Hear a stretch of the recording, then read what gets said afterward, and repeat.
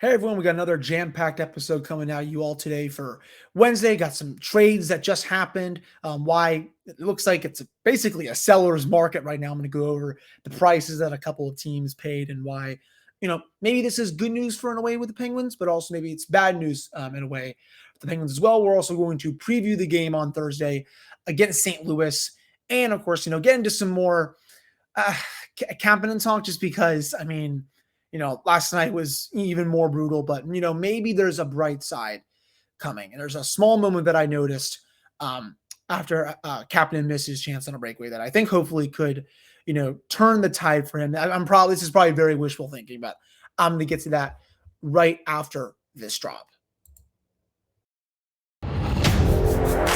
You're Locked On Penguins, your daily podcast on the Pittsburgh Penguins, part of the Locked On Podcast Network, your team every day.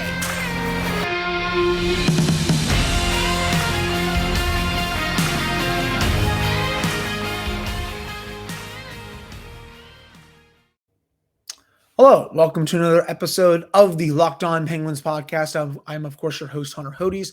Remember to follow me on Twitter at Hunter Hodes. Follow the show's Twitter at LO_Penguins. And of course, thank you all so much for making this your first listen of the day. Deadline is 5 days away. We finally got some action tonight. Let's just get right into that for this first segment. I'll preview the Blues game in the next segment. But 3 trades so far today. I'm sure as I'm recording at 9 o'clock right now, there is probably going to be another trade maybe as I'm recording. I know last night that wasn't the case, but with my luck with this stuff, maybe there will be. But so the first one of the day, Frank Vertrano goes from Florida to New York. Don't really have a problem with that. He was not bad this year.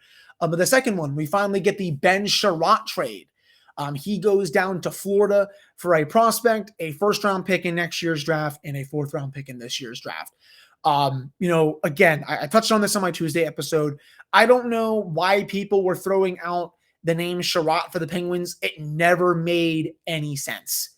They are so stacked on the blue line with many capable NHL defensemen. Hell, P.O. Joseph is not even up right now, and he is most likely ready to play. They have their top 6. Marcus Pettersson is a scratch. Juuso Riikola is probably NHL ready. And again, you have P.O. Joseph right down there. So that's 8 very capable NHL defensemen right now. Why in the hell would they go out and trade for Ben Chiarot? I don't really understand people that think they needed another defenseman. I think they're totally fine right now. Even Mark Friedman is in the lineup, and he's at a pretty small sample size, even though it's been good. I know Mike Sullivan has been experimenting with it because the Penguins have like a 99.999% chance of getting to the playoffs. But that should tell you something if he's in the lineup over someone like Marcus Pettersson, who has really not done anything wrong for as long as he's been a Penguin. So at the end of the day, it never made any sense. I know it came from the National Hockey Now Network. The person who runs the Pittsburgh's chapter, let's just say he's not trustworthy. I'm not going to say any more than that. But I do not think he has any sources inside the organization. And believe me, as I'm saying this, I know I don't either. I don't claim to. I never really have. And, as soon as, if I ever did, I'm not just going to, try to start out something that's not there. I don't think there was ever any Ben Chiarot rumors, to say the least. Never made any sense. And that package that Florida gave up, that's a lot. 3 assets. And I know, banners hang forever. Florida's all in, but I really don't know what they see in him that warranted giving up a first-round pick in next year's draft and a couple of other things. Because, if you look at Jay Fresh's stuff, his projected wins above replacement right now is 0%, even strength defense, 9 percentile, power play, 9%, PK, 6 percentile. He doesn't draw any penalties. His goals 4 per 60 is 42 percentile. Even strength offense, it's okay. His quality of teammates is bad. His finishing isn't bad, but he's probably not as bad this year as he's been for the rest of his career, but I still don't think he's worth that price tag, even if he's not as bad as we've seen him be this year. I think Florida's already pretty stacked on the blue line. I don't really know what they see in him for that. And, for the defenseman market, if Ben Chiarot is worth that, what's Marcus Pettersson worth on the trade market? It's a fair question to ask. I've even seen people say out there, what is Brian Dumoulin worth on the trade market if Ben Chiarot goes out and gets a first-round pick in return? Hell, I don't think this is going to happen, but what is John Marino worth on the trade market? I mean, the Penguins do have a surplus of defensemen they can trade to get that impact forward that I've been talking about for the last week or two, hell, even 3 weeks now. Who knows? GMs value defensemen differently. I understand that, but when I see this trade tonight, I'm like, wow, if a defenseman as bad as Ben Chiarot, especially offensively and heck, even defensively this year, gets that kind of return, that should send a little message, to Ron Hextall saying, okay, he can kind of use that against other general managers and be like, okay, this guy got this, what about a couple of my guys here? So definitely thought it was an overpayment for Florida. Glad the Penguins were really never in it. And I will be curious to see what happens now with Pittsburgh if they want to trade one of their defensemen at the deadline. We're only basically 4.5 days away now at this point from the deadline. The other trade, so Calle Jarnkrok, I saw that option out there for the Penguins. I think Josh Yohe wrote it from The Athletic in one of his articles last week. I saw Washington, I think, had interest in him. He goes from Seattle to Calgary for a second-round pick in this year's draft, a third-round pick in next year's draft, and a seventh-round pick in 2024. I did see some Penguins fans on social media and a couple other places say that they wish they could have gotten him. I personally, I say this to those people. 2 words: aim higher. In my opinion, the Penguins have about 5 Calle Jarnkroks. He's a fine player, not really going to hurt you, solid defensively, good on the PK, can put him on your second power play unit if you want, but he's not that much, of a play driver. 26 points in 49 games. It's not bad, but if you're looking for an impact top 6 winger, that's not your guy. So I am perfectly fine with the Penguins passing on him for that, especially at that price. I mean, 3 picks, all in back-to-back years, especially one of them being a second-round pick. I know I don't usually care if teams that are all in trade draft picks because banners fly forever, but I feel like a team like Calgary could have used those picks to go get someone a bit better. And if Pittsburgh had been the team to acquire Jarnkrok from Seattle, I would say the same thing. I don't want to just burn assets for the sake of burning assets. I would want to make sure that what I'm giving up, actually matches the player that I'm getting in return. And I don't think, I get it. Calgary's all in. They already got Toffoli. They're a very deep team right now. They're probably going to blitz a lot of the teams in this conference come playoff time. But I just don't think Jarnkrok is worth what Brad Treliving gave up for him. So these 2 trades aside, I'm fine. The Penguins passed on, one, obviously Jarnkrok, and especially on Charot. Patience. There's still time. A lot of the other players have not moved yet. I know some of the teams have wanted to get a head start. That's totally fine. I'm sure we're going to see more deals leading up to this weekend, obviously during the weekend, and then Monday is going to be hopefully a big day. But all I can say to the Penguins fans out there, stay patient. I'm sure Ron Hextall has been talking to teams this week. Maybe his cell phone's been having some battery issues and all that stuff. But let's see what happens. If he doesn't make a trade on Monday, then you all can sound off as much as you want. But I think right now, my opinion, he's being wise to wait out the market a little bit. This is a seller's market. These 2 prices that we just saw for Ben Chiarot and Calle Jarnkrok are sellers' prices. I mean, there's just not as many buyers out there this year. When that happens, you get a sellers that, they can. There's more sellers, and they can ask for whatever they want. And again, those 2 prices that they asked for that they got, just very steep for those kind of players. So that sums up my thoughts on the 2 trades today and what they meant for the Penguins and what they could mean moving forward. Coming up in the next segment, I'm going to preview the game against St. Louis on Thursday night as the Penguins. That will be their second of the 3 game road trip before they go to Arizona on Saturday. But before I get to that, this is the time of year that I've pretty much given up on all of my New Year's resolutions, but not this year. I'm sticking to my resolution to eat right, thanks to Built Bar. It almost feels like it's not really a resolution because I actually enjoy eating them. Have you tried the Puffs? If you haven't, you're missing out on one of Built Bar's best tasting bars. Puffs are the first ever protein-infused marshmallow. They're frothy, marshmallowy. They're not just a protein bar. They are a treat. And they're covered in 100% real chocolate. All Built Bars also are covered in 100% real chocolate. Yes, puffs are included. It's all 100% real chocolate there. They're low calorie, high protein. You replace your candy bars with these, and they are better than candy bars as well. You go to built.com and scroll down to the macros chart. You will be blown away. High protein, low calorie, high fiber, and low carb. Most Built Bars contain 130 calories, 4 grams of sugar, and 4 grams of net carbs, and 17 grams of protein. At Built Bar, they are all about the taste. They make it taste delicious first, then figure out how to make it healthy. And I don't know how, but they pull it off every single time. So you can go to built.com right now.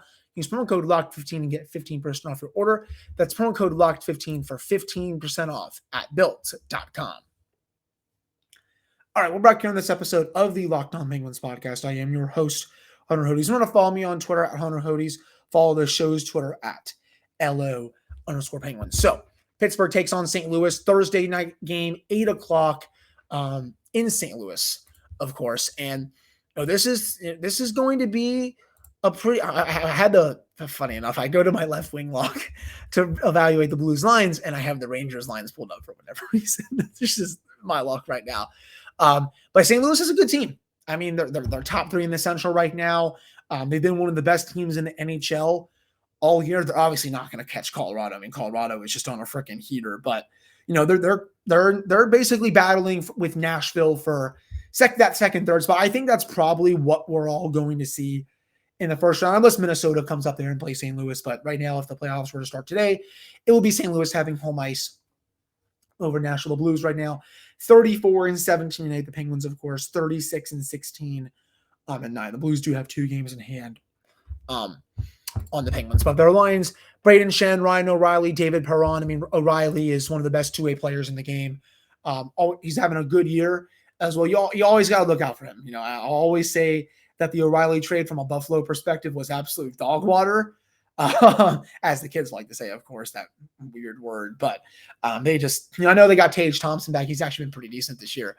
But outside of that, I think it was like Patrick Berglund, Vladimir Sobotka. He's not even in the NHL anymore. I don't even think Berglund's in the NHL anymore either. I think they also got a pick back. That trade was just a really bad one for Buffalo. And O'Reilly, he's just been a mainstay there ever since. Shen, of course, we all know him from the Philadelphia days. He's having a good year. David Perron, Vladimir Tarasenko, he requested a trade prior to this season. He's having a really good year. Jordan Kyrou has been great. Barbashev on the third line, Oskar Sundqvist, former Penguin, Brandon Saad, Tyler Bozak on the fourth line. It looks like Pavel Buchnevich is hurt right now. I don't think he's going to be playing. Well, actually, the latest news, he's not been ruled out for Thursday's game. He actually practiced yesterday in a no-contact jersey. I'm sure he practiced today as well. Robert Thomas has also been banged up a bit lately. He did not play in their game a few nights ago. I'm not sure if he's going to play. And this one, it was due to an illness, so we'll have to see if he does play in it.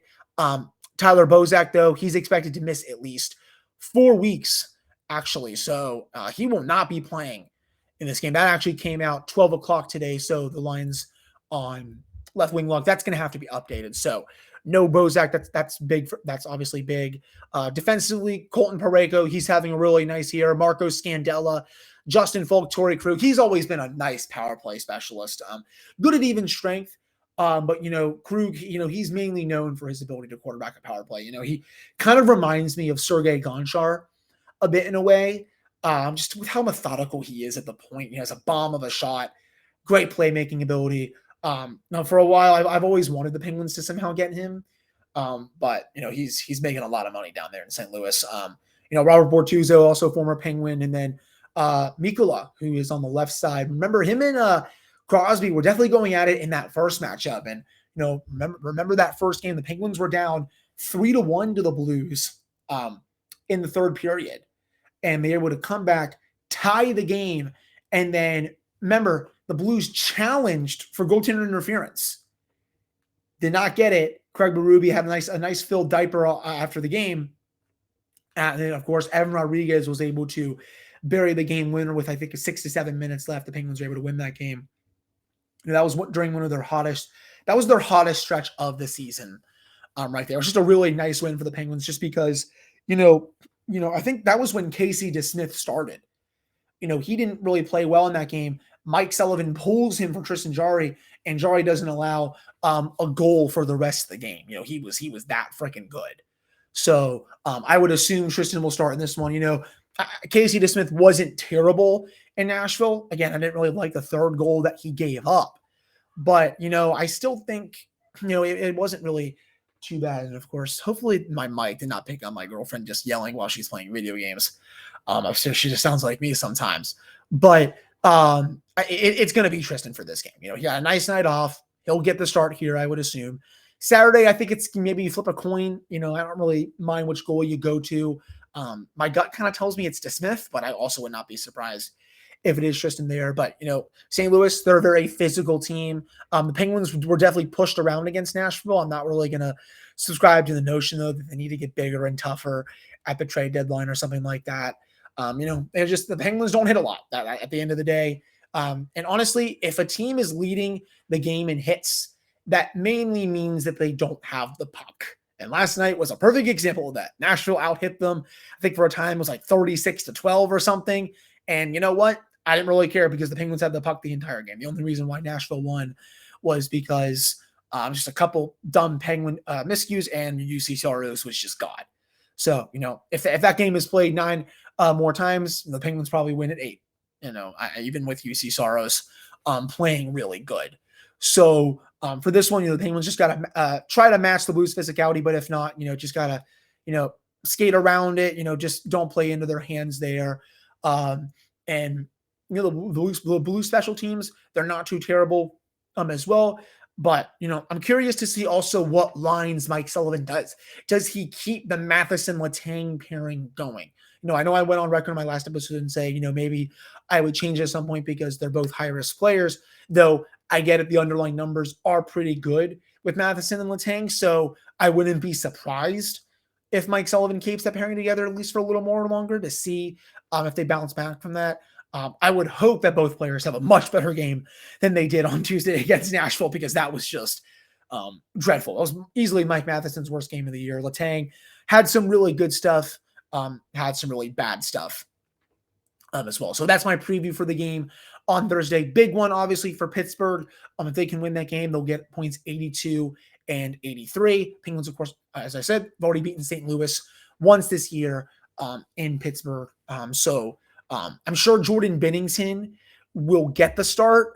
But honestly, Jordan Binnington hasn't really been as good this year. It's actually his backup, Ville Husso, has been better than him this year. So he has played in 24 games this year, has 16 goals saved above expected, 928 save percentage, 2.24 goals against average. If we now go down to find our good friend, let's see here. He is way down here, I think. Good Lord.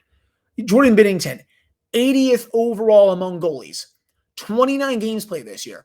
He's allowed 5 more goals above expected, 903 save percentage, 3.1 goals against average. That is what we like to call a yikes in the chat right there. That is just absolutely, that's dreadful. That contract, that was, I think it was that was 6 times 6 when he signed about a year and a half ago. Good luck. That's a bad contract. Honestly, I would not be surprised if Husso did start because he's been the better goalie this year, though I do think Binnington goes. It's always fun when he does have a full diaper.